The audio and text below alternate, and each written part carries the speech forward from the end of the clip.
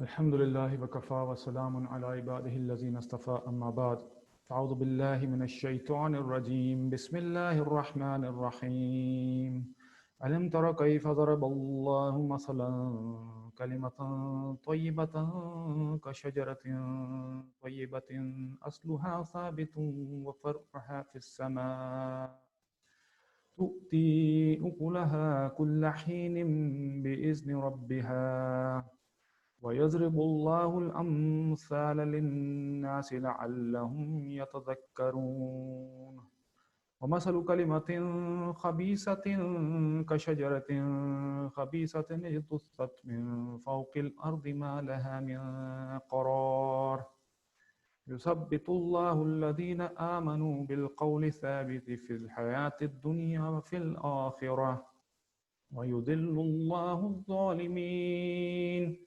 ويفعل الله ما يشاء صدق الله العظيم وقال النبي صلى الله عليه وسلم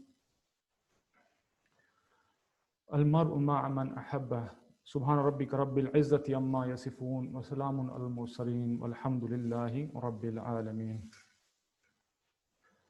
رب اشرح لي صدري ويسر لي أمري واحلل عقدة من لساني يفقهوا قولي اللهم صل على سيدنا محمد وعلى آل سيدنا محمد وبارك وسلم اللهم صل على سيدنا محمد وعلى آل سيدنا محمد وبارك وسلم.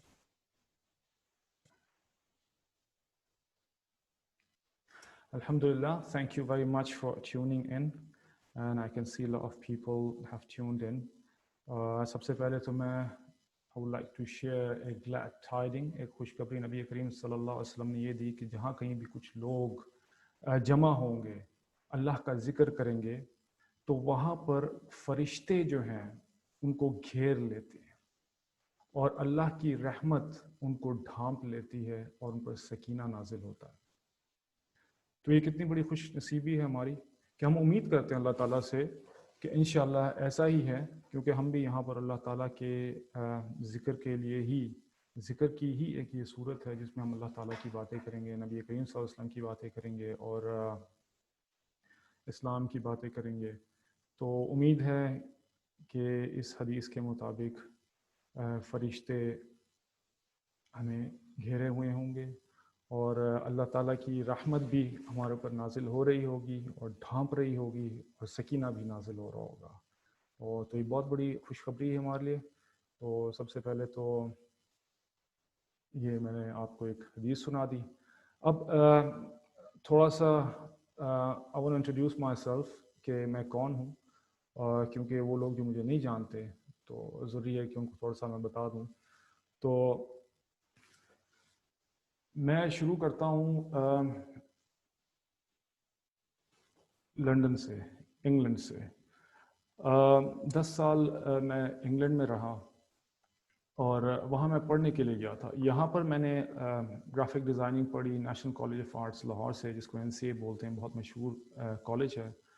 ग्राफिक डिज़ाइनिंग करने के बाद मुझे बड़ा शौक़ था कि मैं बाहर जाऊँ, और जैसे हर एक यंगस्टर का शौक़ होता है, वो बाहर की दुनिया से बहुत अट्रैक्ट होता है और वो चाहता है कि मैं बाहर जाऊं और बाहर जाकर मैं इस माशरे को देखूं और इस दुनिया को देखूं जो इतनी एडवांस्ड है, और उसके अलावा इतनी एंटरटेनमेंट वहाँ पर है कि हर बंदे की ये ख्वाहिश होती है कि हम उधर जाएं.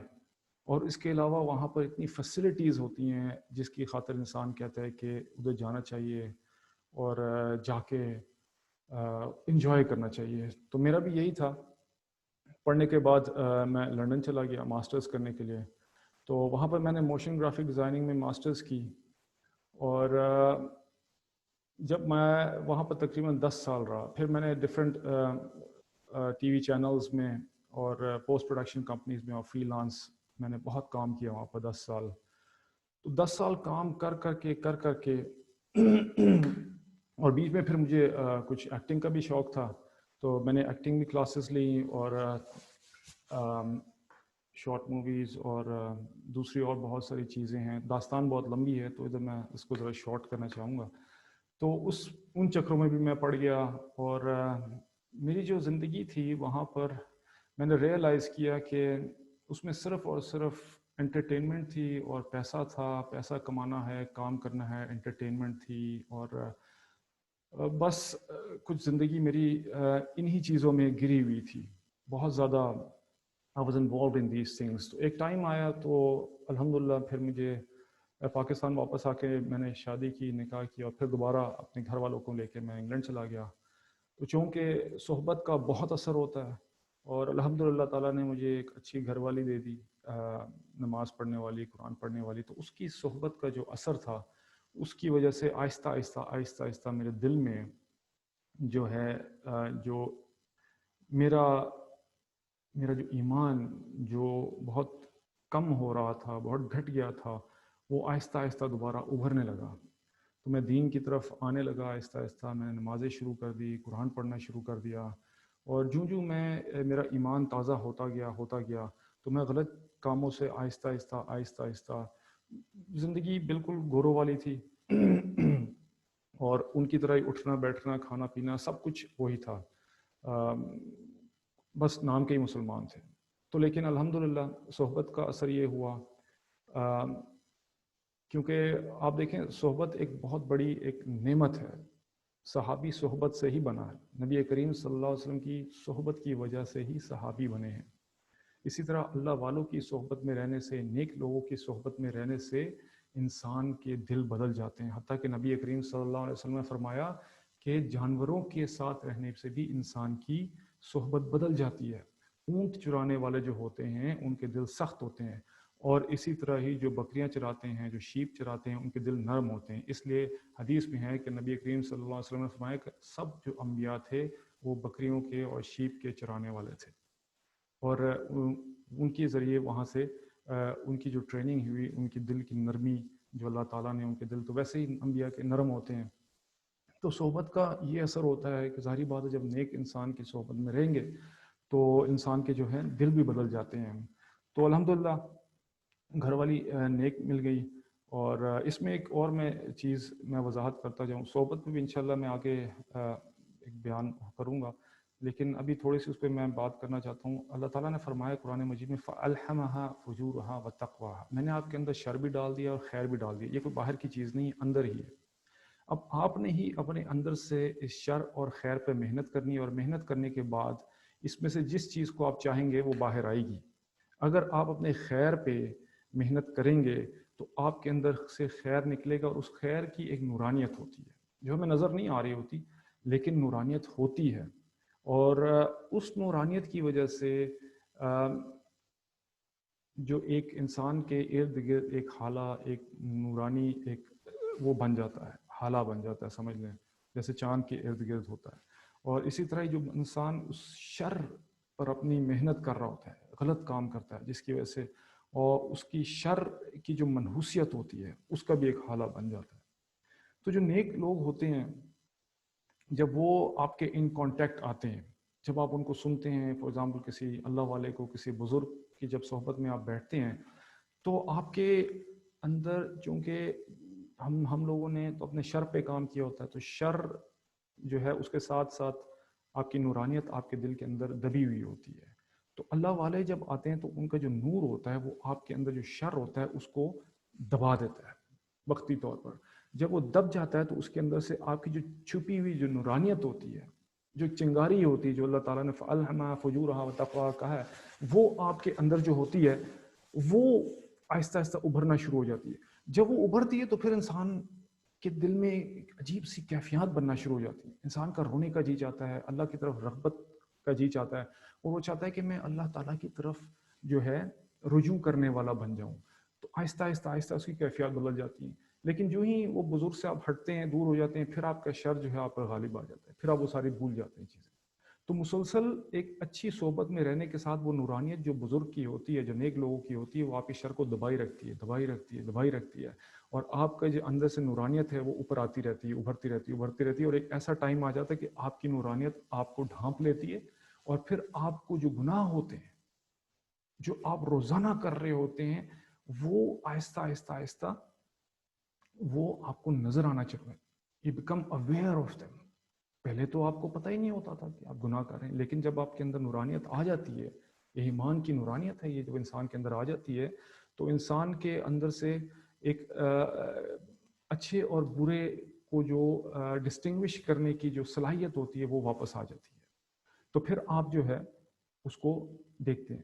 تو میرے ساتھ بھی ایسا ہوا الحمدللہ. تو میرے اندر بھی جو ایک میں نے تو انگلینڈ میں رہ کے اور باہر کی دنیا جیسے ہر لڑکے کا پاکستان میں ایک شوق ہے، آلموسٹ میرے خیال میں تو ایسا ہی ہے کہ دیوانوں کی طرح ہم یہ چاہتے ہیں کہ ہم باہر کے ملکوں میں جائیں اور وہاں رہیں، کیونکہ وہاں پر کچھ انٹرٹینمنٹ اور کچھ شر اتنا غالب ہے جو ایک ینگسٹر کو بہت اپیل کرتا ہے، اور چونکہ ہماری تربیت نہیں ہوتی تو ہم اس کی طرف کھنچتے ہیں، اس کی طرف جاتے ہیں، ہم کہتے ہیں ہم نے جانا ہے، ہم نے جانا ہے. تو لیکن میں نے ان دونوں معاشروں کو جو ہے نا بغور دیکھا ہے. ظاہری بات ہے پاکستان میں بھی رہا میں، پھر لنڈن میں بھی رہا، امریکہ بھی گیا، اسپین بھی گیا، اٹلی بھی گیا، فرانس بھی گیا، سعودی عرب بھی گیا، سارے میں ممالک پھرا ہوں. تو میں نے بہت سارے معاشروں کو دیکھا ہے. تو ایک ایسا بندہ جس نے تقریباً ہر معاشرے کو دیکھا تو اس کے لیے پھر موازنہ کرنا بڑا آسان ہو جاتا ہے. وہ بتا سکتا ہے کہ کون سا معاشرہ اس وقت کیا کر رہا ہے اور کون سا معاشرہ کیا ہے، تو اس طرح کا. تو پھر وہاں پر رہنے کے بعد میں نے ڈیسائیڈ کیا کہ میری زندگی کا کوئی خاص یہاں پر مجھے مقصد نظر نہیں آ رہا. میں تو صرف کام کر رہا ہوں، صرف پیسے کما رہا ہوں، کام کر رہا ہوں، پیسے کما رہا ہوں، شاپنگ کر رہا ہوں، ایکٹنگ کر رہا ہوں، اور گناہوں میں ڈوبتا ہی چلا جا رہا ہوں، صبح سے شام تک گناہ گناہ گناہ. تو پھر الحمدللہ اللہ تعالیٰ نے مجھے توفیق دی. ہم نے ڈیسائیڈ کیا کہ جی پاکستان واپس آ جاتے ہیں. گھر بھیج دیا، وہاں پہ رہتا تھا، سب کچھ تھا، اور واپس اپنے گھر پاکستان میں آ گیا. اب پاکستان میں آ کے میرے اندر ایک پیاس تھی علم حاصل کرنے کی، اور میں نے کہا کہ اپنا کام تو میں کر ہی رہا تھا، ساتھ ساتھ میرے پاس ٹائم بھی تھا، تو میں نے کہا کہ علم دین پڑھا جائے. تو علم دین پڑھنے کے لیے میں نے اب اس کے لیے پھر آپ کو زیادہ ٹائم چاہیے ہوتا ہے. 8 سال کا کورس ہے اور دن بھر آپ کے لیے چاہیے ہوتا ہے. تو میں کوئی ایسی جگہ تلاش کر رہا تھا جہاں پر مجھے پارٹ ٹائم پڑھنے کا موقع مل جائے، اور میری طرح کے ہی کچھ لوگ اسکول کالجز یونیورسٹیز کے وہاں پر ہوں. تو بہت تلاش کیا لاہور میں، کرتے کرتے کرتے کرتے اللہ تعالیٰ نے بس ملانا تھا مجھے ایک شخص سے ملا دیا. اور وہ ایسے اللہ والے اور ایسے بزرگ تھے کہ بس میری قسمت تھی کہ میں ان سے مل گیا. اور ان کی صحبت میں پھر میں نے ان کے گھر میں، ان کے خانقاہ میں ہی ہم نے جو ہے ایک چھوٹا سا سلسلہ انہوں نے شروع کیا ہمارے لیے. کچھ اسٹوڈنٹس میرے ساتھ، ایک ڈاکٹر صاحب بھی تھے اور کچھ میرے ساتھ اور اکاؤنٹنٹس اور پڑھے لکھے سارے جو ہماری طرح کے تھے، پڑھنا چاہتے تھے، ان کے ساتھ مل کر پھر ہم نے وہاں پہ کلاسز شروع کی، درس نظامی کی پراپر. پھر اساتذہ ہمارے لیے، ہمارے حضرت نے جو تھے جن کے پاس میں گیا انہوں نے رکھا. تو پڑھتے پڑھتے پڑھتے پڑھتے میرے اندر کچھ اور بھی ابھی تھوڑی سی کمیاں تھیں.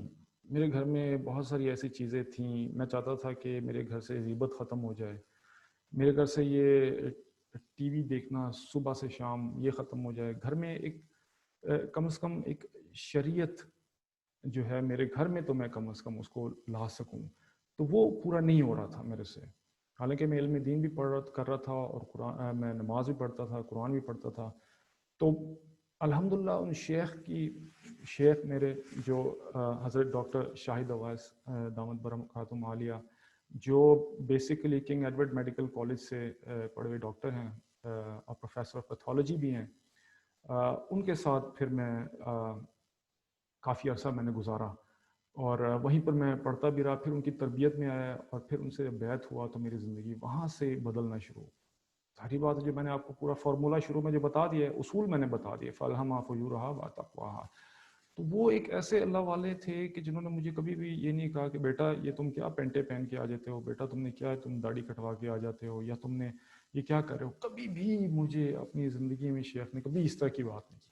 لیکن میں حیران ہو جاتا ہوں کہ یہ اتنی مشکل چیزیں تھیں کرنا میرے لیے، کہ وہ آہستہ آہستہ آہستہ آہستہ وہ میرے اندر سے کیفیات بدلنا شروع ہو گئی. میرے پر کسی نے کوئی زور زبردستی نہیں کی، اور میں آہستہ آہستہ پھر اپنے نبی کریم صلی اللہ علیہ وسلم کا جو میرا کھویا ہوا مقام تھا اور وہ واپس آنا شروع ہو گیا. نبی کریم صلی اللہ علیہ وسلم کی جو محبت تھی میرے دل میں اترنا شروع ہو گئی اور ان کے طریقوں پر میں چلنا شروع ہو گیا آہستہ آہستہ. اور میں آپ کو کہہ سکتا ہوں کہ مجھے پتہ بھی نہیں چلا میری زندگی کیسے بدل گئی. میرے گھر سے ٹی وی نکل گیا, میں نے حج کر لیا, میرے گھر والوں نے حجاب کرنا شروع کر دیا, میرے بچے اب اسلامک سکولز میں ہیں, اور گھر میں کم از کم جو ہے میرے وہ ماحول ہو گیا جو میں چاہتا تھا.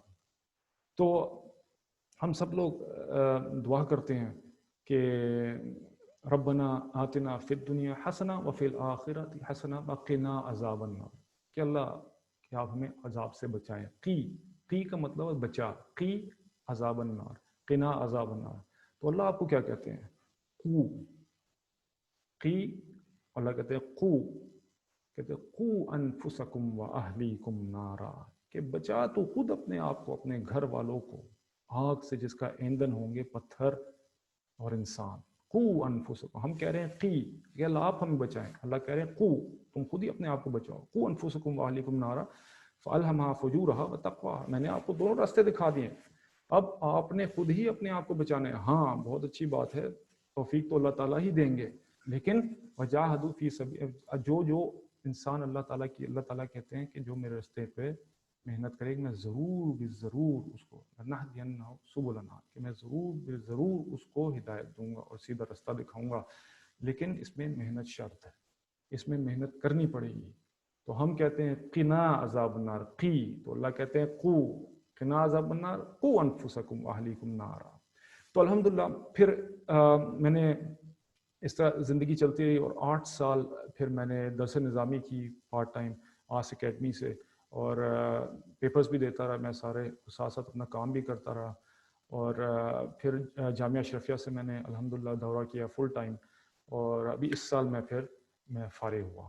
تو یہ میری تھوڑی سی سٹوری ہے, تاکہ میں نے کہا آپ لوگوں کو بتا دوں. اس پہ انشاءاللہ ابھی بہت ساری چیزیں میں نے حذف کر دی ہیں کیونکہ وہ اس قابل نہیں ہے, کیونکہ ویسٹرن سوسائٹی میں رہنا اور وہ جو وہاں پر انسان کرتا ہے وہ ساری چیزیں بتانے کی نہیں ہوتی, کیونکہ ہمیں اجازت بھی نہیں ہے. اور وہاں پر صرف اور صرف جو کیا بس گوروں کی زندگی تھی, اسی طرح ہی ہم رہتے تھے. تو اللہ تعالیٰ نے بڑا کرم کیا کہ اب اللہ تعالیٰ نے مجھے ہدایت دی. اب مجھے الحمدللہ اللہ تعالیٰ سے بہت امید ہے. امید تو پہلے بھی تھی, لیکن اللہ تعالیٰ سے اب بہت امید ہے کہ اللہ تعالیٰ نے مجھے سیدھا راستہ دکھا دیا, اور میں انشاءاللہ الحمدللہ آگے بھی جو ہے دین کا کام کرتا رہوں گا. اور پھر اللہ تعالیٰ نے یہ دائیہ ڈالا کہ اب آپ کو اللہ تعالیٰ نے جب ایک چیز کی ایک صلاحیت دے دی ہے, He has given you the light, He has given you the hadaya, so you need to contribute, you need to share it with your brothers and sisters, تاکہ وہ لوگ بھی دین میں آنے والے اور چلنے والے بن جائیں. تو جتنی ہم لوگ اپنے اوپر محنت کریں گے, اس کا رزلٹ کیا ہوگا کہ ہم ایسے بن جائیں گے جس کی وجہ سے ہم لوگوں کے لیے بھی ہدایت کا راستہ بن جائے.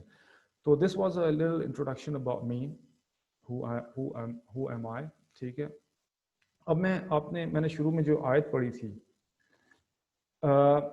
اس کا میں تھوڑا سا ایک تشریح کرنا چاہوں گا کہ اللہ تعالیٰ جو ہے ان کا ایک اسلوب ہے, وہ ہے کہ he puts forward a parable, ایک مثال کے ذریعے اللہ تعالیٰ سمجھانے کی کا طرز ہے اللہ تعالیٰ کا.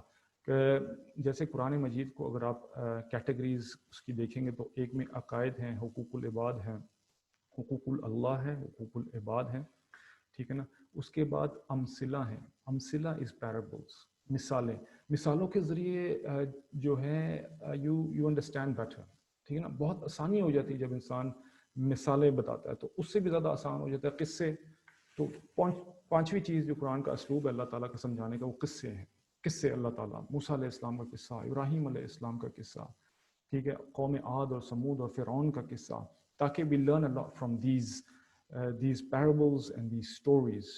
تو یہ موٹیویشنز ہوتی ہیں, اس سے انسان کو ایک پیرابلز اور جو مثالیں ہوتی ہیں ان سے انسان جو ہے چیزوں کو زیادہ انڈرسٹینڈ کرتا ہے.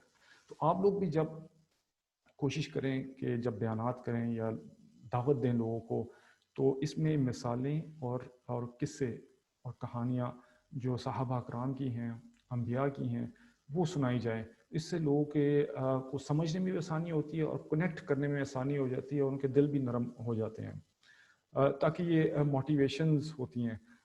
اب ایک اور مسئلہ یہ بھی ہے کہ زیادہ ان میں پڑھنے کی وجہ سے انسان شریعت سے دور ہو جاتا ہے اور ان کو صرف سن کے انجوائے کرتا ہے اور پھر بھول جاتا ہے. تو اس لیے انسان کو ان کے بعد جب موٹیویشن جب مل جاتی ہے تو پھر آپ کو آہستہ آہستہ شریعت کی طرف بھی آنا چاہیے. کیونکہ میں نے بہت سارے آج کل یوٹیوب میں کلپس دیکھتا ہوں، تو میرے اپنے بھی کچھ ایسے ہی ہیں جس میں بہت زیادہ سٹوریز ہوتی ہیں اور امثلہ ہوتی ہیں، لیکن شریعت کا اتنا اس میں عمل دخل نہیں ہوتا. لیکن یہ موٹیویٹرز ہوتے ہیں تاکہ انسان موٹیویٹ کر سکے کسی کو، وہ دین کی طرف آئے.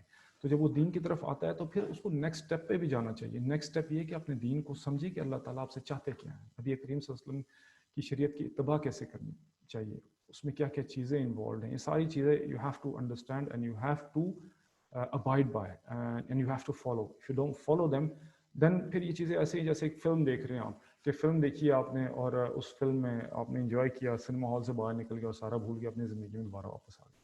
تو یہ ساری چیزیں ہیں جو آپ نے انجوائے بھی کرنی ہے، اور انجوائے کرنے کے ساتھ آپ نے اس پر عمل بھی کرنا ہے. صرف یہ نہیں کہ آپ نے بس سن لیا. تو اللہ تعالیٰ puts forward a parable، ایک مثال دیتے ہیں about two trees، دو درختوں کی مثال دیتے ہیں. چونکہ میرے یہ بیانات جو ہوں گے انشاءاللہ معاشرت کے بارے میں ہوں گے، معاشرے جو ہوں گے ان کے بارے میں ہوں گے. تو اس میں اللہ تعالیٰ نے یہ آیت میں نے اس لیے چوز کی کہ اس میں فاؤنڈیشنز کے بارے میں بات کریں اللہ تعالیٰ، ٹھیک ہے نا، کہ اللہ تعالیٰ دو ایسے درختوں کی مثال دے رہے ہیں. ایک تو ایک ایسا درخت جس کی فاؤنڈیشن جو ہے، اس کی فاؤنڈیشن بہت اسٹرانگ ہے. اب اس کی جب فاؤنڈیشن اسٹرانگ ہوگی تو اس کے اوپر جو تنا اور وہ جو درخت نکلے گا وہ بھی بہت اسٹرانگ ہو جائے گا. اور پھر اس کی اللہ تعالیٰ کہتے ہیں کہ اس کا اس کی ہائٹ جو ہے آسمان تک پہنچ جاتی ہے، اور اس میں جو پھل لگتے ہیں اور اس سے جو فوائد ہوتے ہیں اس سے انسان کو فائدہ ملتا ہے. تو یہ کلمہ طیبہ کی مثال دے رہے ہیں، ایمان کی مثال اللہ تعالیٰ دے رہے ہیں کہ ایک ایسا بیج اور ایسا درخت جس کی foundations are very very strong, اور اسٹرانگ فاؤنڈیشنز کے اوپر جب کسی چیز کو آپ کھڑا کرتے ہیں تو وہ زیادہ دیر پا مضبوط ہوتی ہے اور زیادہ فائدہ دینے والی ہوتی ہے. جیسے آج کل کی بلڈنگز آپ دیکھ لیں، برج الخلیفہ ہے، تقریباً 3000 فیٹ پر ہے وہ اس وقت، اور 160 اس کی سٹوریز ہیں. اب اس میں یہ اسٹرینتھ کہاں سے آ گئی؟ کیونکہ اس کی بیس بہت مضبوط ہے.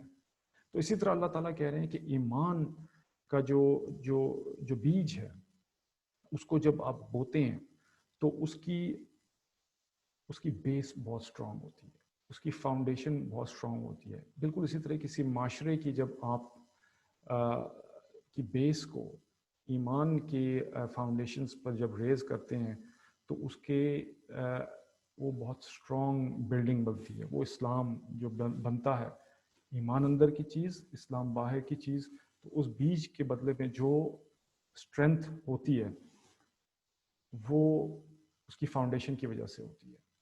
اب اسی طرح پھر اللہ تعالیٰ مثال دیتے ہیں برے بیج کی، ٹھیک ہے نا، کہ برے درخت کی، کہ اس کی جو مثال ہوتی ہے وہ ایسے ہے کہ جیسے کہ بہت ویک فاؤنڈیشن ہے اس کو کوئی بھی پکڑ کے اکھاڑ سکتا ہے.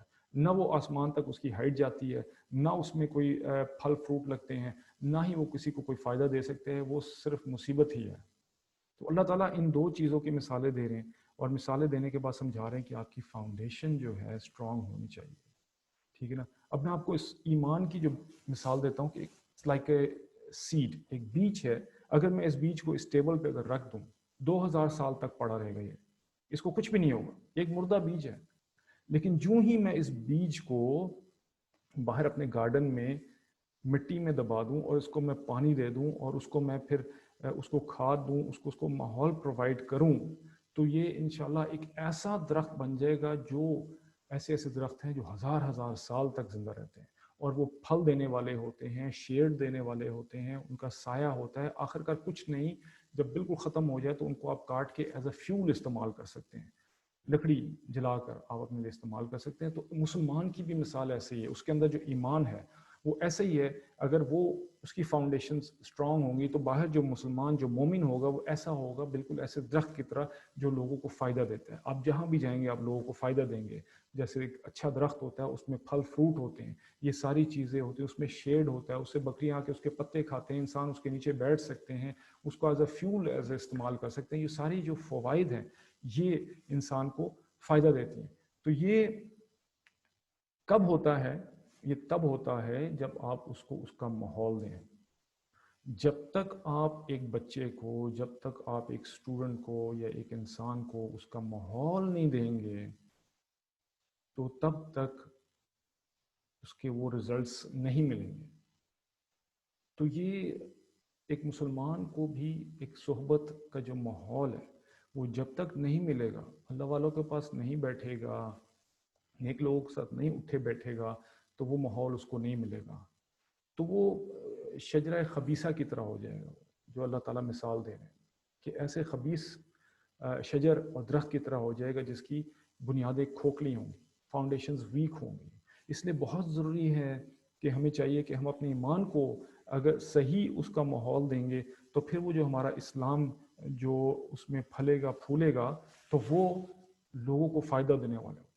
اب ایمان کی آپ اگر ایسی اللہ تعالیٰ کی یہ نعمت ہے, میں آپ کو کیا بتاؤں کہ اس سے کیسے کیسے لوگوں نے کام کی, کیسے کیسے کام کیے کہ صحابہ کرام کا جو ایمان کا لیول ہوتا تھا اس کو میں دیکھ کے حیران ہو جاتا ہوں. بالکل میں حیران ہو جاتا ہوں کہ کہاں دیکھیں ایک شخص ہے جس کو آپ سعودی عرب کی گرم ریت پہ آپ اس کو وہاں چھوڑ دیتے ہیں, اس کے سینے پہ اتنا بڑی چٹان نما پتھر اس کے سینے پہ رکھ دیتے ہیں اور وہ کہہ رہا ہوتا ہے احد احد احد, اللہ ایک ہے, اللہ ایک ہے. اس کو کوڑے پڑ رہے ہیں یہ. لیکن ایمان کی جو اسٹرینتھ ہے اگر آپ اس کو دیکھیں تو حضرت بلال حبشی رضی اللہ تعالیٰ عنہ کیسے انہوں نے اس ایمان نے ان کو اسٹرینتھ دی کہ وہ کفار کے جو ٹارچرز تھے ان کو برداشت کیا. حضرت خبیب رضی اللہ عنہ کا واقعہ دیکھیں, ان کو گرم انگاروں پر لٹایا جاتا تھا اور وہ فرماتے ہیں حضرت عمر رضی اللہ عنہ کے دور میں جب انہوں نے اپنی کمر دکھائی حضرت عمر کو تو انہوں نے کہتا ہے میں نے ایسی کمر تو کبھی بھی نہیں دیکھی. کہتے ان کا حضرت عمر نے فرمایا کہ امیر المومنین آپ کو پتہ ہے جب مجھے گرم انگاروں میں لٹایا جاتے تھے تو میری کمر کا گوشت جو ہے وہ جب جل جاتا تھا اس کی چربی جل کے جب وہ نیچے انگاروں کو بجھا دیتی تھی. لیکن انہوں نے اسلام کو نہیں چھوڑا. وجہ کیا تھی؟ فاؤنڈیشن جو نبی کریم صلی اللہ علیہ وسلم نے صحابہ کرام کی جو بنائی تھی وہ بہت اسٹرانگ تھی, اور اس اسٹرانگ فاؤنڈیشن کی وجہ سے وہ ہر قسم کا ٹارچر بھی برداشت کر لیتے تھے. تو اسی طرح حضرت سمیہ رضی اللہ عنہا تھی جن کو ابو جہل نے برچھا مارا اور ان کو شہید کر دیا. حضرت یاسر تھے. تو بہت ساری مثالیں ایسی ہیں. اب میں ایک اور آپ کو مثال دیتا ہوں کہ آپ سوچیں کہ آپ نے کبھی ایسا سوچا ہے کہ 60 versus 60,000 have you ever heard about these numbers کہ مقابلہ ہو رہا ہے, ایک طرف 60 لوگ ہیں صرف اور ایک طرف 60,000 ہیں. امپاسبل, آپ 60 آدمیوں کے ساتھ آپ 60,000 کی فوج کے ساتھ نہیں لڑ سکتے. لیکن ایسا بھی ہوا. یہ یرموک کی فتوحات شام میں پڑھ رہا تھا, وہاں پہ جو یرموک کی لڑائی ہو رہی تھی تو وہاں پر ایک پوائنٹ پہ آ کے جو رومن امپائر تھے ان کو انہوں نے ان کو مسلمان جن کی ٹوٹل 38,000 کی فوج تھی اور ان کی تقریباً 10 لاکھ کی فوج تھی رومن امپائر کی, اور وہ پھر بھی ان سے ڈر رہے تھے.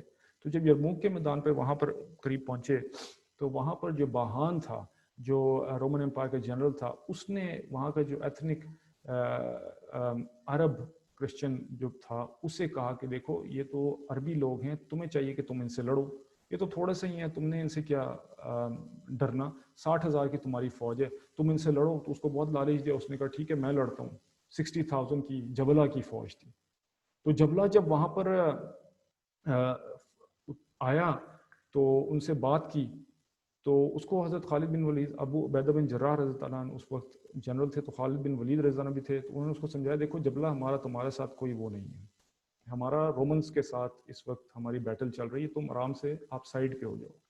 تو اس نے کہا جی آپ کو میرے سے پہلے لڑنا پڑے گا 60,000 سے. تو بہت سمجھایا اس نے، وہ سمجھا نہیں، تو خالد بن ولید رضی اللہ عنہ واپس آ گئے. اچھا اب مشورہ ہو رہا ہے کہ اب کیا کیا جائے. تو خالد بن ولید رضی اللہ عنہ نے کہا دیکھو آپ مجھے جو ہیں صرف 60 آدمی دے دیں اور میں 60,000 کے ساتھ لڑنے کو تیار ہوں. تو باقی صحابہ نے کہا دیکھیں بڑا مشکل کام ہے، یہ کیسے آپ کریں گے؟ بلکہ شروع میں انہوں نے کہا شاید 30 مجھے آدمی دے دیں. تو مشورے میں طے پایا نہیں 30 کم ہے، آپ یوں کریے 60 لے جائیں.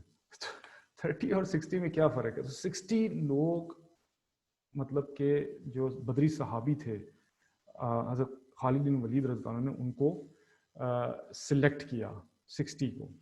اور پھر جب وہ میدان جنگ میں اترے تو آگے جبلہ کی فوج تھی. تو جبلہ نے آگے بڑھا اور آگے کہا کہ میں نے آپ سے کہا تھا کہ یہ مذاکرات نہیں ہو سکتے، آپ پھر 60 آدمیوں کو لے کے آگے مذاکرات کریں. وہ سمجھا کہ شاید یہ مذاکرات کرنے آئے ہیں. تو حضرت خالد بن ولید نے کہا ہم یہ مذاکرات کرنے نہیں آئے ہیں، آپ کے ساتھ بیٹل لڑنے کے لیے آئے ہیں. وہ بڑا حیران ہو گیا کہ 60 ورسز 60,000. تو یہ ان کے ایمان کا لیول تھا. صبح سے شام تک حضرت خالد بن ولید رضی اللہ عنہ فرماتے ہیں کہ لڑائی ہوتی رہی، ایک ایک آتے کہ ان کو چیرتے گئے، کاٹتے گئے. 5,000 ان کے لوگوں کو موت کے گھاٹ اتار دیا، اور آخر کار ان کی یہ حالت ہو گئی کہ وہ وہاں سے بھاگ گئے. تو آپ خود سوچیں کہ یہ کیسا ایمان کا لیول ہے، کیسا ایمان ان کا تھا کہ جس کی وجہ سے صحابہ کرام رضی اللہ عنہ جو تھے، جو آپ کی حسیات مطلب آپ کو بتا رہی ہیں. دیکھو آپ کے سب سے زیادہ انسان کا جو سب سے زیادہ وہ ہوتا ہے نا ایمان اپنی آنکھوں پر ہوتا ہے، اپنے کانوں پر ہوتا ہے. ٹھیک ہے، انسان اسی لیے جب گواہی دی جاتی ہے تو آپ کہتے ہیں کہ جی آپ نے اپنی آنکھوں سے دیکھا، آپ نے اپنے کانوں سے سنا، کیونکہ سب سے زیادہ معتبر چیز یہی ہے. سب سے زیادہ آپ اسی پر ہی ایمان لاتے ہیں کہ واقعی اس نے آنکھوں سے دیکھا، صحیح ہوگا. لیکن نبی کریم صلی اللہ علیہ وسلم جب کوئی بات بتاتے تھے تو صحابہ اکرام جو اپنی آنکھوں سے مشاہدہ کر رہے ہوتے تھے اس کو بھی ترک کر دیتے تھے، جو کانوں سے سن رہے ہوتے تھے اس کو بھی ترک کر دیتے تھے. ایسا وہ نبی کریم صلی اللہ علیہ وسلم کی بات پر غائبانہ باتیں جو نہ دیکھی ہیں نہ نظر آ رہی ہیں ان پر وہ ایسا ایمان لاتے تھے کہ وہ اپنے مشاہدات، اپنے تجربات، اپنے ایکسپیرینسز جو آنکھ سے نظر آ رہا ہے، جو حسیات سے ان کو نظر آ رہا ہے، وہ ساری چیزوں کو وہ ایسے اگنور کر دیتے تھے اور وہ نبی کریم صلی اللہ علیہ وسلم کی بات کو 100% صحیح لیتے تھے. تو یہ صحابہ کرام رضی اللہ عنہم اجمعین کی جو بیس تھی وہ بہت اسٹرانگ تھی. کلمہ طیبہ جو میں نے آپ کو اس آیت کی جو تشریح میں نے بتائی، it talks about the foundations. The foundations have to be very, very strong. ٹھیک ہے، تو اللہ is the master of the universe. He is the creator of the heavens and the earth. He is one and only. He is self-sufficient. اس کو کسی چیز کی ضرورت نہیں. And he has provided us moral foundations. So whoever follows or lives by those foundations will have a better and happier life. They live a better and happier life without sins, free of sins. یہ اللہ تعالیٰ کی foundations پر جو انسان اپنی زندگی گزارے گا وہ اپنی زندگی کی خوشحال زندگی گزارے گا اس دنیا میں بھی اور آخرت میں بھی. And he has also provided us objective moral standards. ٹھیک ہے نا، objective moral standards that serves as a criterion. اب یہ تھوڑی سی مشکل بات ہے لیکن میں آپ کو سمجھاتا ہوں کہ objective moral standards جو ہوتے ہیں وہ یہ ہوتے ہیں کہ حق کی بات کرنا، کسی کے احساسات، کسی انڈیویجول کے احساسات کی بات نہیں ہو رہی یہاں پر، ٹوٹل جو حق ہے، جو سچ ہے اس کی بات ہوتی ہے. تو he has also provided us objective moral standards that serves as criterion so that someone else comes up with subjective moral standards that he has developed from the environment or he has from his own carnal desires. تو وہ جب اپنے subjective moral standards کو لے کے آتا ہے ایک انسان اور جب اس کے سامنے اللہ تعالیٰ کی آبجیکٹو مورل سٹینڈرڈز آ جاتے ہیں تو خود بخود ہی وہ جو سبجیکٹو مورل سٹینڈرڈز ہوتے ہیں، یعنی کہ ایک انسان جس نے اپنی احساسات سے اور اپنے ماحول سے، اپنے انوائرمنٹ سے ایک چیز اس نے ڈرائیو کی ہے، اور وہ خود کہتا ہے جی کہ میرے خیال میں ایسا ہونا چاہیے، میرے احساسات یہ کہتے ہیں جی، کوئی غلط کام وہ کرنا چاہ رہا ہے اور وہ کہتا ہے جی میرے احساس ہے، میں بھی انسان ہوں، میں یہ کام کرنا چاہتا ہوں، ٹھیک ہے جی، میں بھی یہ کام کرنا چاہتا ہوں. تو اب بھائی آپ ایک کام آپ کرنا چاہ رہے ہیں، آپ کا یہ سبجیکٹو مورل سٹینڈرڈ ہے. اب آپ کا دل یہ کہہ رہا ہے کہ میں یہ غلط کام، یہ برائی کرنا چاہ رہا ہوں، تو اس لیے مجھے اس کی اجازت دی جائے. تو اب اس چیز کو کیسے جج کریں گے؟ اس چیز کو جج کرنا بڑا مشکل ہے، کیونکہ اب ویسٹ میں اگر آپ دیکھیں تو یہی ساری چیزیں ہو رہی ہیں کہ وہاں پر سبجیکٹو مورل سٹینڈرڈز ہیں. ہر بندہ اپنے طریقے سے اس کو اس نے اپنی ایک سوچ، اپنی ایک ڈیزائرز، جو کہتے ہیں نا کہ نفس کو اپنا خدا بنا لینا، تو اس نفس کو جب انہوں نے خدا بنا لیا تو اب جو ان کے ذہن میں آ رہا ہے تو وہ اس کے مطابق وہ فیصلے کر رہے ہیں. اور جب وہ فیصلے کر رہے ہیں تو ان کی رسپیکٹ کی جاتی ہے کہ ٹھیک ہے جی، اس کا دل کر رہا ہے یہ کرنے کو، یہ غلط کام یہ کرنا چاہتا تو ٹھیک ہے کریں، ٹھیک ہے. تو اب ریلیجن اور اللہ ہمیں بتاتے ہیں کہ بھئی آبجیکٹیو مورل سٹینڈرڈز یہ ہیں کہ آپ نے یہ غلط کام نہیں کرنا، یہ آپ کے لیے ٹھیک نہیں، اور یہ معاشرے کے لیے بھی ٹھیک نہیں ہے، اور یہ آخرت کے لیے بھی ٹھیک نہیں ہے. تو اب آپ کے پاس دو سٹینڈرڈز آ گئے، اسلامک مورل سٹینڈرڈ، یا کہتے ہیں اللہ کا moral standard, objective moral standard اور سبجیکٹیو مورل سٹینڈرڈ. اب یہ آپ کا دو معاشرے آ گئے. اب میں آپ کو معاشرے کی جو ہے نا وہ بات بتانا چاہ رہا ہوں، تھوڑا سا مشکل ہے لیکن انشاءاللہ اس کو میں آسان کرتا ہوں تاکہ ہم لوگ اس کو سمجھیں. تو اب میں آپ کو یہ بتانا چاہ رہا ہوں کہ اب وہی والی بات، میں شروع والی بات، فَأَلْهَمَا فُجُورَهَا وَتَقْوَاهَا، کہ اللہ تعالیٰ نے آپ میں خیر بھی بھر دیا اور شر بھی ہے، خیر بھی ہے شر بھی ہے. اب آپ کون سا مورل سٹینڈرڈ چوز کرنا چاہتے ہیں؟ آبجیکٹیو مورل سٹینڈرڈ اور subjective moral standard? Which standard you want to choose? آپ کس سٹینڈرڈ پر اپنی اور اپنے بچوں کی، اور کس فاؤنڈیشنز پر اپنے بچوں کی عمارت کو تیار کرنا چاہتے ہیں؟ It's up to you. میں یہ نہیں کہہ رہا کون سا صحیح ہے یا کون سا برا ہے، میں آپ کو صرف یہ بتانا چاہ رہا ہوں، میں تو آپ کو دو معاشروں کی جو ہے تصویر آپ کو دکھانا چاہ رہا ہوں، ٹھیک ہے نا، تاکہ انسان خود اس کا فیصلہ کرے کہ کون سا معاشرہ جو ہے بہتر ہے رہنے کے لیے اس دنیا میں اور آخرت میں، ٹھیک ہے. تو اب it completely depends on you that which moral standard or moral foundation you want to choose and raise your child on those moral foundations or standards. ٹھیک ہے نا، یا خود آپ کس moral foundations پر بڑھنا چاہتے ہیں. تو میں اب تھوڑا سا ویسٹرن moral standards کے بارے میں بات کرتا ہوں کہ ان کے کیا standards ہیں، ٹھیک ہے. اب اس میں اب ظاہری بات ہے، جب آپ نے مورل سٹینڈرڈ، ویسٹرن مورل سٹینڈرڈس کو آپ نے جب ایکسپلین کرنا ہوتا ہے تو اس میں ایسے الفاظ استعمال کرنے پڑتے ہیں مجبوراً جو تھوڑے نامہذب ہیں، ٹھیک نہیں ہیں. تو اس لیے میں پہلے ہی معذرت کر لیتا ہوں آپ سے، کیونکہ میں اب ایسی کچھ باتیں کرنے جا رہا ہوں جو شاید مہذب نہیں ہے، لیکن بات کو سمجھانے کے لیے مجھے پھر میری مجبوری ہے کہ میں نے یہ بات کرنی ہے، ٹھیک ہے جی. سو اب now you have decided that you want to raise your child on western moral foundation, right, fine, ٹھیک ہے. تو آپ کے پاس، تو آپ ایک چیز ذہن میں رکھ لیں کہ then you need to develop the tolerance level، برداشت کا مادہ اپنے اندر بہت بڑا کر لیں. آپ گورے کا جگرا آپ اپنے اندر ڈال لیجئے، آپ کو بہت بڑا اپنے اندر جو ہے دل بنانا، گردے والی بات ہے، یہ گورے کا جگرا پیدا کرنا پڑے گا. کیوں؟ وہ اس لیے کیونکہ، اور پھر جب یہ ٹالرنس لیول پیدا ہوں گے تو شاید یہ ہوگا کہ ایسے ایونٹس آپ کی زندگی میں آئیں گے کہ آپ کو برداشت کرنا پڑے گا. اور پریٹی نارمل، یہ بہت نارمل ہے جو باتیں میں آپ کو بتانے جا رہا ہوں، اور آپ کو ٹھنڈے دماغ سے پھر ان کو برداشت کرنا پڑے گا جیسے گورا کرتا ہے. فار ایگزامپل، یہ بہت عام ہے کہ ایک عورت، ایک بیوی اپنے شوہر کے پاس آتی ہے، کہتی darling I am so sorry, actually we went out last night to a club and I got drunk and I slept, I had sex with a stranger, I don't know who he was.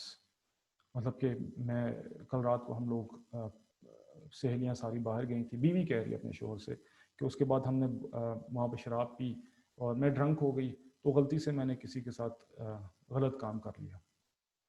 ٹھیک ہے، اب آپ نے اگر اس subjective moral standard اور foundation کو choose کیا ہے تو پھر خاموش رہیں اور گورے کی طرح ٹھنڈے طریقے سے وہ کہے گا، اس کا جواب یہ ہوگا کہ thank you darling, you such an honest wife, تم کتنی سچی بیوی ہو، مجھے بڑی خوشی ہوئی آپ نے سچ بولا میرے ساتھ، بات ختم ہو گئی. تو اب جب آپ نے اس مورل سٹینڈرڈ کو چوز کیا ہے تو آپ کو بھی یہی رویہ ہونا چاہیے. اس وقت پھر آپ کے اندر سے وہ اسلام باہر نہیں آنا چاہیے کہ وہ یہ کیا کر دیا آپ نے، وہ تیری یہ تو تیری وہ، اور گالیاں دینا شروع کر دی اور مار پیٹ شروع کر دی. ٹھیک ہے، اب آپ کو حق نہیں ہے اس چیز کا، کیونکہ آپ نے خود ہی چوز کیا ہے اس مورل فاؤنڈیشنز پر اپنے گھر والوں کی، اپنے بچوں کی جو ہے آپ پرورش کریں. تو یہ تو نارمل یہ چیزیں ہوتی ہیں، میں نے خود اپنی آنکھوں سے دیکھی ہے، میں نے سنا بھی ہے، باہر ایسا ہوتا ہے. ویسٹ میں اگر ہم لوگ بھی انہی مورل سٹینڈرڈز کو چوز کریں گے تو we should also be ready for these events, they are going to happen. اور پھر اس وقت آپ شور نہ مچائیں، اس وقت پھر آپ کاملی ایک گورے کی طرح پھر اس کو ہینڈل کریں، آپ برداشت کریں اس کو. اگر برداشت نہیں کر سکتے تو پھر آپ اس مورل فاؤنڈیشن پہ اپنے بچوں کی اور اپنی جو ہے اپنی بلڈنگ کی تعمیر نہ کریں، کیونکہ یہ تو بہت عام ہے. اور دیکھیں اس وقت آپ کو چیخنے چلانے کا بھی کوئی حق نہیں ہے، کیونکہ آپ نے خود ہی ایک ایسے مورل سٹینڈرڈ کو چوز کیا، فاؤنڈیشن کو چوز کیا جس میں یہ چیزیں عام ہیں، ہوتی ہیں بھائی. یہ چیزیں ایسا نہیں ہے کہ میں اپنی طرف سے یہ باتیں بتا رہا ہوں، بہت نارمل ہے، یہ تقریباً گھر گھر کی سٹوری باہر ہی ہے. ٹھیک ہے نا. اچھا یہ ہو گیا. اس کے بعد کیا ہوا، بیٹا آئے گا. جیسے میں نے آپ کو پہلے بتایا کہ سبجیکٹو مورل سٹینڈرڈز یہ ہے کہ ہر بچہ جو ہے یا آدمی جو ہے he believes in his carnal desires and what he does is basically he develops subjective moral standards، اپنے standards develop کرتا ہے based on his carnal desires، جیسے انسان کے اندر ہوتے ہیں کھانا پینا شہوت اور یہ ساری چیزیں، اور آپ کا جس طرح کا معاشرہ چل رہا ہوتا ہے وہیں سے وہ چیزیں پک کر رہا ہوتا ہے اور پھر اپنی ایک پرسنالٹی بناتا ہے اور پھر ریزونیٹ کرتا ہے بعد جا کے معاشرے میں اس پرسنالٹی کو، اور پھر اس سے معاشرہ بن جاتا ہے. معاشرہ اور کیسا بنتا ہے، ایسے ہی بنتا ہے. ٹھیک ہے.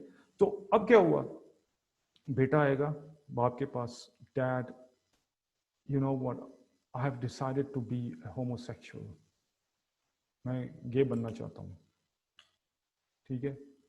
تو اب گورا کیا کہے گا، it's okay son, it's your life, enjoy. میں صحیح بتا رہا ہوں، ایسے ہی ہے، انجوائے. وہ کچھ نہیں اس کو کہے گا کہ یہ تم کیا کر رہے ہو، یہ تم کس طرح کی حرکتیں کر رہے ہو، تم تو ہومو سیکشل بن رہے ہو، تم تو بدفعلی والا کام کر رہے ہو، لوط علیہ السلام کی جو قوم تھی وہ والا تم کام کر رہے ہو، یہ تو بہت غلط کام ہے، ایسا نہ کرو. وہ کبھی بھی نہیں کہے گا گورا.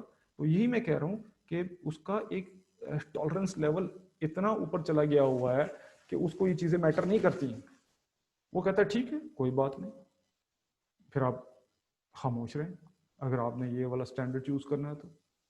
اچھا پھر کیا ہوگا، بیٹی آئے گی، بیٹی آ کے کہے گی کہ dad I want to be a lesbian, جو عورتوں کے ساتھ غلط کام کرتے ہیں. تو ماں کہے گی ٹھیک ہے بیٹا، it's your life, enjoy your life.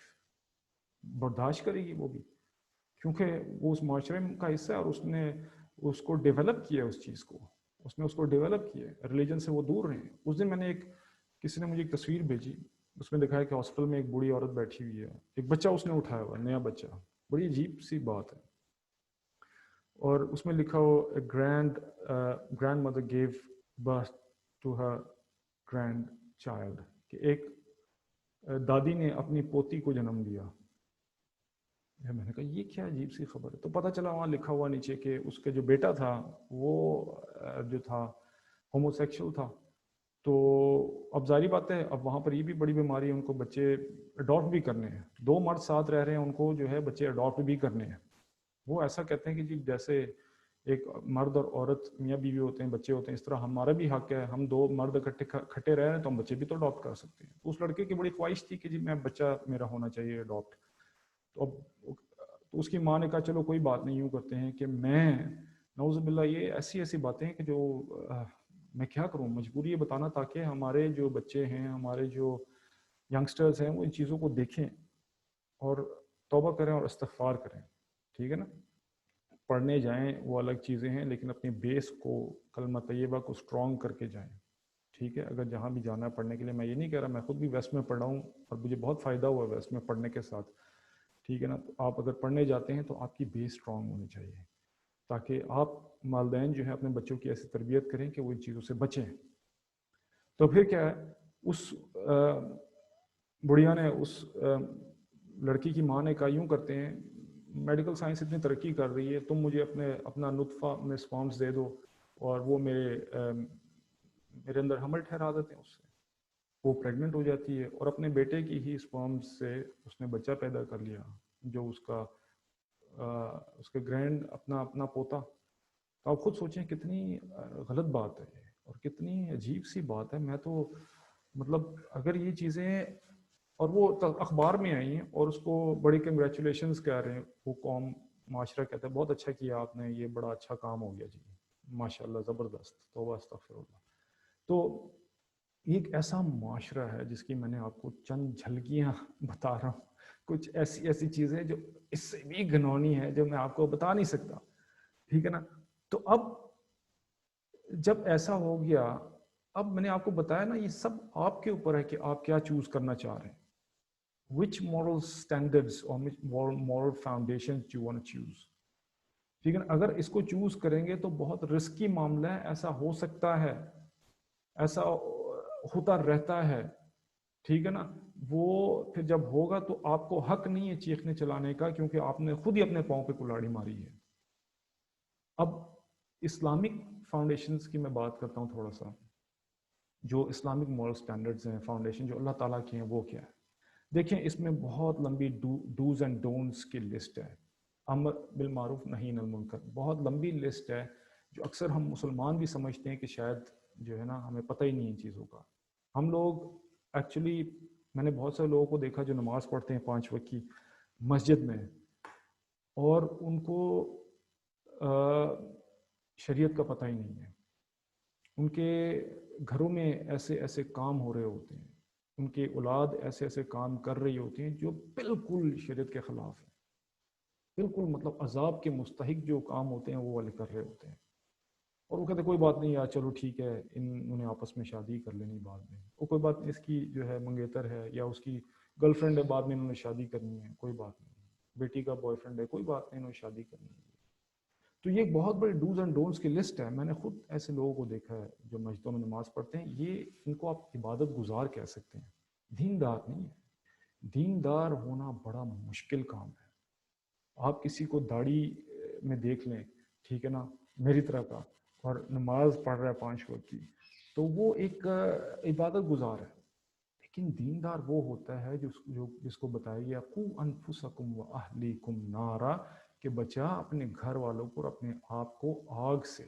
آپ امر بالمعروف نہیں، کنتم خیر امۃ اخرجت للناس تأمرون بالمعروف وتنہون عن المنکر. ٹھیک ہے، آپ اپنے گھر میں تو اسلام کو لا سکتے ہیں نا، یہاں تک تو آپ اس قابل ہیں کہ آپ اسلام اپنے گھر میں رائج کر سکیں کم سے کم. وہ کیسے رائج ہوگا؟ جب آپ خود اسلام پر چلیں گے، اپنے بچوں کی فاؤنڈیشنز کو آپ اسلامک مورل سٹینڈرڈز پر جب آپ ریز کریں گے تو پھر ہی ہوگا نا. بچپن سے ہی آپ ان کو تعلیم دے رہے ہیں، تربیت دے رہے ہیں، سارا دن ٹی وی آن ہوتا ہے، بچہ کا پتہ ہی نہیں ہے کون سا ڈرامہ دیکھ رہا ہے، کون سی فلم دیکھ رہا ہے، وہ کیا کر رہا ہے کیا نہیں کر رہا، اس کا پتہ ہی کوئی نہیں ہے. اور پھر بعد میں جب کوئی ایسی حرکات ہو جاتی ہیں، ایونٹس پیش آتے ہیں، تو تب چیخیں مارتے پھرتے ہیں ہم کہ یہ کیا ہو گیا جی. بھائی آپ کی غلطی ہے، آپ نے اس کا مورل سٹینڈرڈ کس پہ بنایا ہوا؟ آپ نے، آپ خود دیکھیں نا اپنے بچے کی، آپ کس چیز پہ آپ تعلیم دے رہے ہیں، آپ اس کو کس چیز پہ بڑا کر رہے ہیں. آپ اس کو فری ہینڈ دیا ہوا ہے، وہ ہر چیز استعمال کر سکتا ہے. اب میرے گھر میں اتنا مشکل ہے بچوں کو یہ موبائلز، اور یہ آج کل ویسے ہی کرونا کی وجہ سے گھر میں لیپ ٹاپس پہ ایکسیس ہے، ان کی موبائل فونز پہ ایکسیس ہے، ہر وقت ان کی کوشش ہوتی ہے کہ کارٹون یا وہ یوٹیوب میں چلے جائیں ہم لوگ. تو ایک ایسی جگہ ہے جہاں پر بچوں کو ایسے بھیجنا کہ جیسے فطروں کے اندر آپ بھیج رہے ہیں اپنے بچے کو، اور پھر بعد میں بچہ کوئی ان کی بیس پہ جب وہ اپنی پرسنالٹی بنا لیتے ہیں اور بڑا ہو کے then he starts doing something which is wrong, unlawful, تو پھر ہم چیخیں ماریں گے یہ کیا کر دیا جی اس نے. یہ غلطی آپ کی، غلطی ہماری ہے کہ ہم نے نہیں دیکھا، کوئی فلٹریشن پلانٹ ہی کوئی نہیں ہے. تو میرے گھر میں ڈوز اینڈ ڈونٹس کی لسٹ بہت لمبی ہے. میں بہت سارے لوگوں کو دیکھتا ہوں کہ ان کے گھروں میں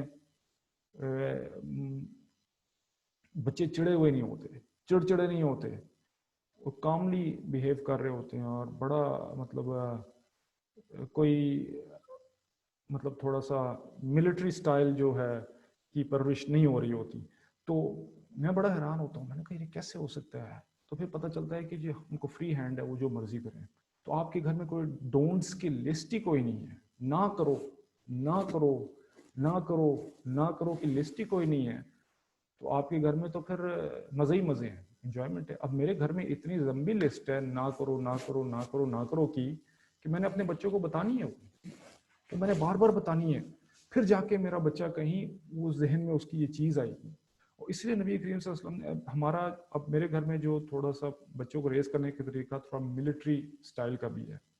اب میں آپ کو بتاتا ہوں, یہ ملٹری سٹائل جو ہے نا, دنیا کے جو بیسٹ لوگ ہوتے ہیں, ہائیلی ڈسپلنڈ لوگ, کوئی بھی آپ دنیا کی آرمی لے لیں, ملٹری لے لیں, ان کے جو بیسٹ لڑکے ہوں گے نا وہ آرمی کے ہوں گے. You gave them a thug from the street, you gave them an illiterate person, ایک بیڈ بوائے ان کو دے دیں آپ آرمی کو, پاکستان کی دے دیں, امریکہ کی دے دیں, نیوی ایئر فورس میں دے دیں, بالکل ایک کچرا قسم کا لڑکا آپ ان کو دے دیں, یقین کریں within 6 months یہ آرمی والے جو ہیں یہ اس لڑکے کو ہیرا بنا دیتے ہیں. And the way he behaves, the way he talks, and the way he's highly disciplined, بات کرنے کی اس کو تمیز آ جاتی ہے, کپڑے پہننے کی تمیز آ جاتی ہے, highly organized. اس لیے نبی کریم صلی اللہ علیہ وسلم نے بھی فرمایا کہ آپ کے گھر میں ایک جگہ پر کوئی چھڑی یا کوئی درا ٹائپ چیز لٹکی رہنی چاہیے, تاکہ وہ بچے اس کو دیکھ کے ڈرتے رہیں. ٹھیک ہے نا, یہ بار بار مطلب یہ نہیں کہ پاگلوں کی طرح بندہ ماری جا رہا ہے بغیر وجہ کے, ٹھیک ہے نا, یہ بھی نہیں ہے. تو مارنا مطلب اس طرح نہیں میں کہہ رہا کہ مارنا ہی شروع کر, بالکل غلط کاموں میں انسان تھوڑا بہت ان کو کر سکتا ہے, لیکن یہ نہیں کہ آپ پکڑ کے بچوں کو مارنا ہی شروع کر دیں. ٹھیک ہے نا, ان کو سمجھانا بھی چاہیے, طریقہ بھی ہوتا ہے کسی چیز کا. تو ایکسٹریم کیسز میں بہت زیادہ تو پھر آپ ان کو تھوڑی بہت لگا بھی سکتے ہیں. تو ملٹری کا یہی ہے, بہت زیادہ ڈونٹس ہیں, ڈونٹس, یہ نہیں کرنا وہ نہیں کرنا, بہت زیادہ چیخ و پکار ہوتی ہے, اور ان کے اوپر جو کیڈٹس جاتے ہیں وہ لڑکے ایسے زبردست ہو جاتے ہیں کہ بندہ حیران ہو جاتا ہے کہ یار یہ وہی لڑکا ہے, وہی بدتمیز لڑکا ہے, یہ how he has become civilised. تو ہمیں چاہیے کہ اپنے بچوں کو بھی ہم سویلائز کریں. اب وہ سویلائز کیسے ہوں گے؟ سویلائز اسی طرح ہی ہوں گے جب آپ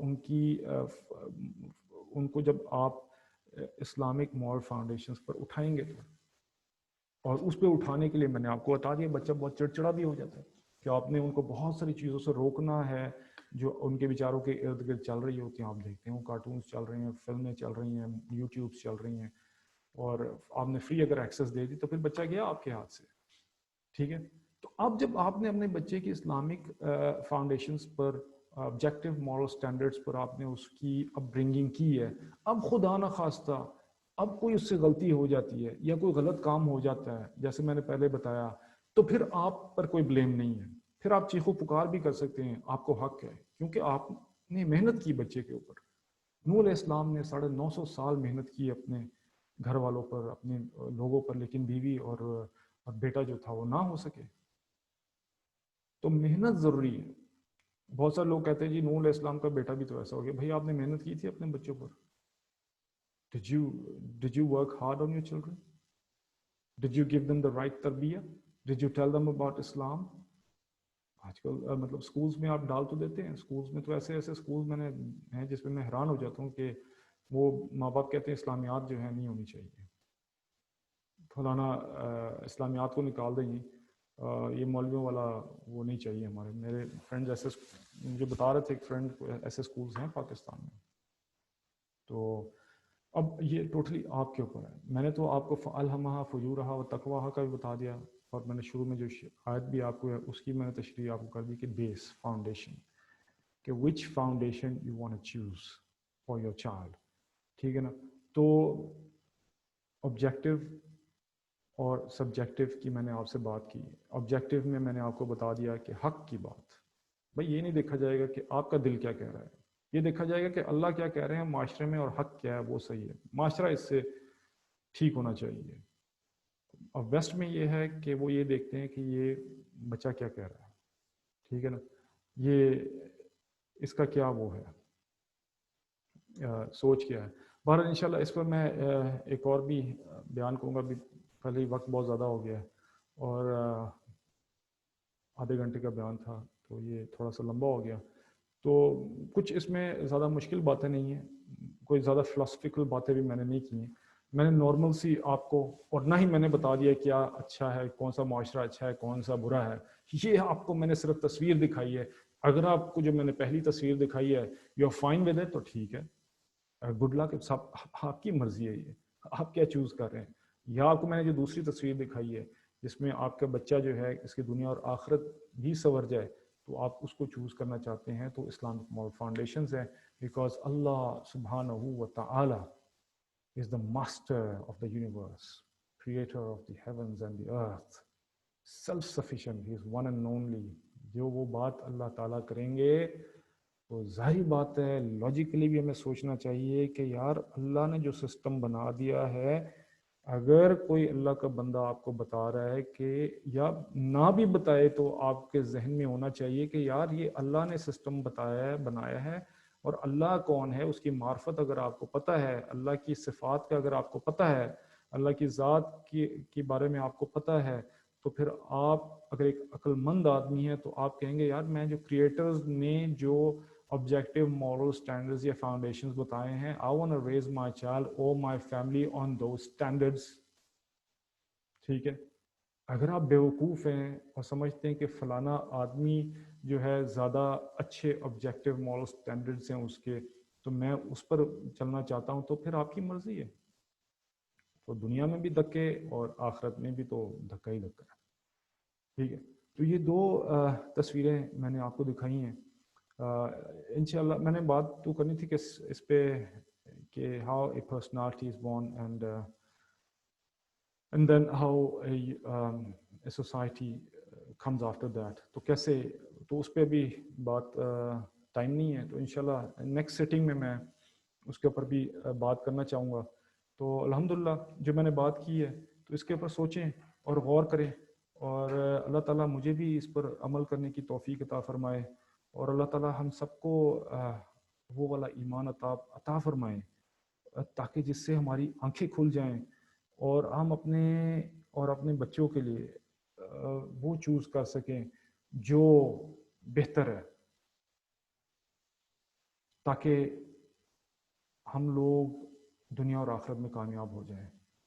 تو میں امید کرتا ہوں انشاءاللہ اللہ تعالیٰ ہم سب پر رحم فرمائیں گے اور ہم سب کو اللہ تعالیٰ عقل دے اور فہم دے تاکہ ہم صحیح اور بہتر راستے کو چوز کر سکیں, اور قو انفسکم و اہلیکم نارا, تاکہ ہم اپنے گھر والوں کو اور خود کو آگ سے بچا سکیں. Thank you very much for tuning in. آپ کا بہت بہت شکریہ, آپ لوگوں نے ٹائم دیا. اللہ تعالیٰ آپ کو جزائے خیر دے, اور آپ نے میری بات سنی. اور اس کے علاوہ میرا اپنا بھی ایک یوٹیوب کا چینل ہے, اس پہ جائیں, اس پہ کافی میں نے اسی قسم کے بیانات کیے ہیں جو اکثر لوگوں کو پسند نہیں ہوتے. حقیقت یہی ہے, اب میں کیا کر سکتا ہوں. معاشرے کی جو تشکیل ہے, اور معاشرہ ہی ہے جس کو ہم نے دیکھنا ہے, اور جب تک آپ کمپیئر نہیں کریں گے, کمپیریزن کے بغیر آپ کو اچھی اور بری چیز کا پتہ نہیں چل سکتا. اللہ تعالیٰ بھی قرآن مجید میں بہت سی اچھی اور بری چیزوں کو کمپیئر کرتے ہیں تاکہ انسان کو پتہ چل جائے. اللہ تعالیٰ جنت اور دوزخ کا کانسیپٹ دیتے ہیں تاکہ انسان کو پتہ چل جائے یہ اچھا ہے یہ برا ہے.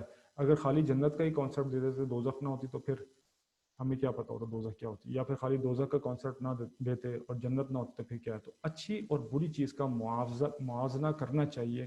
ویسٹ میں ایک اور بیماری یہ ہو گئی کہ ججمنٹ ختم ہو چکی ہے, بالکل ججمنٹ ختم ہو گئی ہوئی ہے کہ ان سے اگر آپ کوئی بات بھی پوچھیں نا کہ بھائی یہ کیسا ہے, تو کہتے ہیں as long you are happy with it's fine. آپ کہیں جی کہ جی وہ کسی کی بہن اسے کہے گی جی میں پروسٹیٹیوشن کرنا چاہتی ہوں, تو وہ کہے گی it's fine as long as you are happy with it. ٹھیک ہے نا. تو human beings being the most intelligent species on the face of this earth seems to have lost their common sense as well. It looks like we have to watch Animal Planet to learn from animals. ہمارا تو یہ حال ہو گیا ہے کہ اتنی ہماری judgment جو ہے بالکل زیرو ہو گئی ہے. ڈونٹ جج اور ڈونٹ جج کو اتنا زیادہ اس کی پریچنگ ہو گئی ہے کہ اب ایک آدمی کسی برائی کو دیکھ کے بھی ڈرتا ہے اس کی برائی کرنے سے. اس آنکھوں کے سامنے ایک چیز بری ہو رہی ہوتی ہے اس کو بھی کہتا ہے کہ یار چھوڑ دو, اس کی مرضی, آپ اس کو برا نہ کریں. اتنی انسان کی کامن سینس جو ہے وہ بھی انسان کی, جو اتنا انٹیلیجنٹ آدمی, انسان مطلب مخلوقات میں سب سے زیادہ انٹیلیجنٹ انسان ہے, اس کی بھی جو ہے کامن سینس ختم ہو گئی ہے ویسٹ میں. برائی کو دیکھ کر وہ کہتے ہیں کہ جی ٹھیک ہے, اگر یہ ایسا کرنا چاہتے تو کوئی بات نہیں. Common sense. اب تو ہمیں پھر جانوروں سے سیکھنا پڑے. کل انعام بل ہم ازل. اللہ تعالیٰ قرآن میں کہتے ہیں لہم اعین لا یبصرون بہا لہم آذان لا یسمعون بہا لہم قلوب لا یفقہون بہا کل انعام بل ہم ازل. کہتے ہیں ان کی آنکھیں ہیں لیکن دیکھتے نہیں ہیں, کان ہیں سنتے نہیں ہیں, دل ہیں سمجھتے نہیں ہیں. کہتے ہیں یہ تو جانور ہیں, بلکہ اس سے بھی گئے گزرے ہیں. تو یہ اللہ تعالیٰ ٹائٹل دے رہے ہیں ان لوگوں کو جو اللہ تعالیٰ کو نہیں پہچانتے اور جو ان کی کامن سینس بھی ختم ہو گئی ہے, کامن سینس کی ججمنٹ بھی ختم ہو گئی ہے ان کے اندر. تو ہمیں اللہ تعالیٰ جو ہے فہم دے, اللہ تعالیٰ ہمیں توفیق عطا فرمائے کہ ہم کم از کم جو ہے ایک برائی کو دیکھ کے اس کو پہچان تو سکیں اور دوسروں کو بتا تو سکیں کہ خدا کے بندے یہ چیز غلط ہے. It's not right, it's wrong, it's wrong. اتنا بھی نہیں کہہ سکتے تو پھر پیچھے کیا رہ گیا.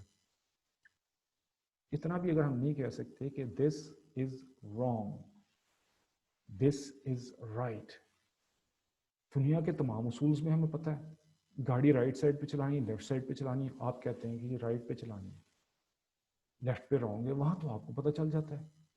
ٹریفک لائٹس پہ رکنا ہے, آپ تب وہاں پر نہیں کہتے کہ جی چھوڑو اس کی مرضی, جو مرضی کر دے. تو دنیا کے اصولوں میں سب کچھ چلتا ہے, لیکن اللہ تعالیٰ کے جب احکامات کی باری آتی ہے تو just leave him be, it's all right, you know what I mean, it's not your life, don't judge him please, you mind your own business. اس طرح کی باتیں سننے کو ملتی ہیں, حتیٰ کہ اب وہاں پر آپ اپنے بچوں کو بھی نہیں سکھا سکتے کیا صحیح ہے کیا غلط ہے. ٹھیک ہے, تو یہ اب حالات ہیں وہاں پر. اور یہی چیز, these are the things that are creeping in our societies and we need to be aware of them, we need to eliminate them, we need to identify them, or at least we need to abstain from these trials and tribulations. ٹھیک ہے, تو اللہ تعالیٰ ہم سب کو توفیق عطا فرمائے اس کی, اور جو کہا اور جو سنا اس پر عمل کرنے کی توفیق عطا فرمائے. وآخر دعوانا الحمد للہ رب العالمین. آپ کے کوئی سوالات وغیرہ جو بھی ہیں یہاں پر تو میں جواب نہیں دوں گا, تو مجھے ہم لوگ کو واٹس ایپ کریں یا پھر وہ میسیجز کر دیجئے, تو انشاءاللہ یوٹیوب میں یا جہاں پر بھی ہیں وہ میسیج جو لنک ہیں ان پہ آپ میسیجز کر لیجئے, تو انشاءاللہ پھر میں ان کے جوابات دے دوں گا. جزاک اللہ خیر. السلام علیکم ورحمۃ اللہ وبرکاتہ.